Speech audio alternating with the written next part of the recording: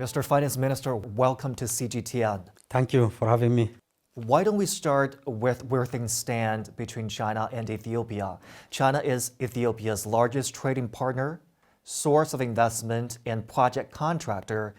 You've been to China more than 20 times. What is your take on the current status of relations between our two countries? China and Ethiopia enjoys a comprehensive strategic cooperating partnerships, and our cooperation has been elevated to strategic comprehensive level several years ago by the decision of our two leaders. Since then, Ethiopia and China has been implementing significant and extensive projects together.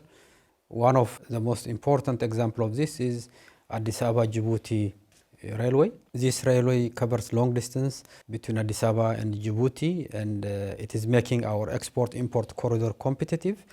This is one of the early harvest of Belt and Road initiatives.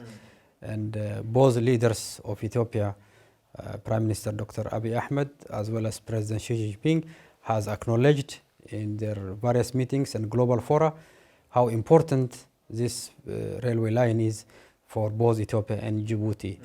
It's a classical example of regional infrastructure development connecting Ethiopia to Djibouti. It is one of the best examples of Africa-China cooperation, which is based on win-win, mutually benefiting cooperations. I do want to follow up on those infrastructure projects you mentioned under the Belt and Road Initiative. Can you help us understand their benefits to the Ethiopian people? And is Ethiopia looking to expand cooperation under the Belt and Road Initiative with China? The projects that has been implemented under the Belt and Road Initiatives are all beneficial. First of all, they are creating significant infrastructural asset for the country, both in transport, in energy, in urban development, in water supply schemes, and also on manufacturing like sugar and industrial park development. All of them are contributing to the growth and development of Ethiopia, and they are supporting Ethiopia's production capacity. And it's also enhancing the production capacity of the country. It's making the country competitive to attract investment from all over the world. Therefore, they are very beneficial and very good. And Ethiopia is looking forward to advance, deepen, and sustain the strategic cooperation with China. The newly appointed Foreign Minister of China has visited Ethiopia. He has an extensive discussion with our Prime Minister, Dr. Abiy Ahmed. A consensus has been reached that a high-level delegation will be sent to Beijing to advance the cooperation between our two countries. That's why I'm leading a senior delegation to Beijing. Let's talk about the purpose of your trip this time to China. You're here to brief the Chinese business community about investment opportunities in Ethiopia, one of the fastest growing economies in the last decade, not just in Africa, but in the world. What is the investment potential here? With a population of 120 million in Ethiopia, with the fastest growing economy, as well as ongoing economic reform and deepening of economic reform, Ethiopia offers a comprehensive investment opportunity for international investors.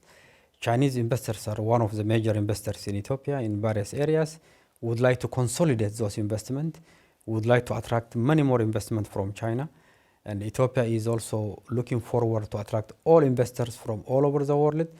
We have a significant natural resource base. In the past, we have invested a lot on infrastructure development, on human capacity development, and we are transforming in our institutions so that they are favorable to facilitate investment. The ease of doing business has been taken very seriously, particularly by our Prime Minister. The commitment of the leadership, the young population, a competitive energy price in Ethiopia, competitive land-related facilitation in Ethiopia are all suitable to attract many more investment from abroad. And particularly, we are opening up and reforming our economy for more private sector investment into Ethiopian economy. Ethiopia is one of the most economically dynamic countries in Africa. What would you say has been its unique formula of success, and how does the Ethiopian model compare to the Chinese model of economic development? We have a lot of comparative experience between Ethiopia and China. Both Ethiopia and China have civilizational history, the commitment of the leadership, the role of well-articulated policies and development plans, and the consistent implementation of those plans. And government is investing a lot on infrastructure, on human development, on ease of doing businesses, and there is a lot also Ethiopia have learned from China's early and consistent growth, and would like to commend China for lifting hundreds of millions of its citizens out of poverty in a very short span of period, which is very big in historic proportions. So there is a lot of great lessons to be learned from China. Ethiopia also, over the last 20 years, we have been consistently investing on development of the country. We have lifted also tens of millions of our people out of poverty, and still our 10-year development perspective plan articulates that poverty reduction is at the center of our economic development. Government will continue to invest on infrastructure, on human development, on institution building. The fundamental objective is to reduce and eliminate poverty and to advance prosperity. China will grant zero tariff treatment to 98% of taxable items originating from Ethiopia starting March 1st.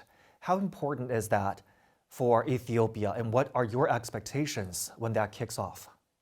First of all, we would like to commend to the leadership of China under President Xi Jinping for offering this zero tariff treatment for Ethiopia's taxable export items and also other countries. This shows very timely and a proper decision from the People's Republic of China to advance our cooperation. This will also facilitate export of Ethiopia to China, which is very, very important. And the investment we made in the past, the fundamental objective was to enhance our production capacity. And this new decision is fully welcomed by our Prime Minister and the government. And the companies, Ethiopian companies and international companies who are in Ethiopia will benefit from this. And as a result of this, the production capacity in Ethiopia will be enhanced. And particularly at this period, where there is multiple challenges of COVID, international price increase due to conflict in Ukraine, climate-related problems we have of drought, this will support Ethiopia's growth and development, and the solidarity the People's Republic of China has shown for this period is very useful, and we are very thankful of this. It's very interesting that China and Ethiopia are looking to work more closely on the digital economy. What does that mean for Ethiopia? In the past, one of our cooperation area was about digital economic development, and Ethio Telecom, which is the leading digital service telecom service provider in the economy, was supported by financial institutions from China. And the Chinese company like Huawei, the leading company on ICT sector, and also ZTE has been involved in expansion of the infrastructure of Ethio Telecom. These two companies are playing a significant role in our telecom industry in terms of providing equipment as well as development of the telecom infrastructure. And through Huawei as well, there has been a lot of services provided in terms of digital services. Now, as we are working on digitalizing our banking sector, we are digitalizing our government service sector. The support from these two companies, the involvement of these two companies and other companies in China is very useful, and they are all visible in the Ethiopian economy. And I am confident that we will continue to work with China in terms of digital economic development. Recently, in a message to the African Union, Chinese President Xi Jinping said, and I quote, "Cooperation between China and Africa is moving steadily forward in an all-round, multi-tiered, and high-quality fashion, which takes the lead in international collaboration with Africa." Can you share with us your thoughts on the significance and prospects of China-Africa relations? China-Africa relations is growing very big, and it's becoming very comprehensive. Ethiopia is a testimony, is and a model when it comes to China-Africa cooperations. The development of infrastructure as a result of our cooperation, the promotion of industrial development as a result of our cooperation, the attractions of many more Chinese investors in Ethiopia and also project contractors are testimony to the increase in the volume of our cooperation. In the quality of our cooperation, the quality of assets we have created as a result of this cooperation is very significant in terms of skill development, experience sharing, technical support in agriculture, in health. Health is also very, very important. And China is also moving forward. In addition to economic cooperation, the solidarity for peace and security in Africa is also very important. And the new initiative by His Excellency President Xi Jinping of Global Development Initiatives, at its center is about development.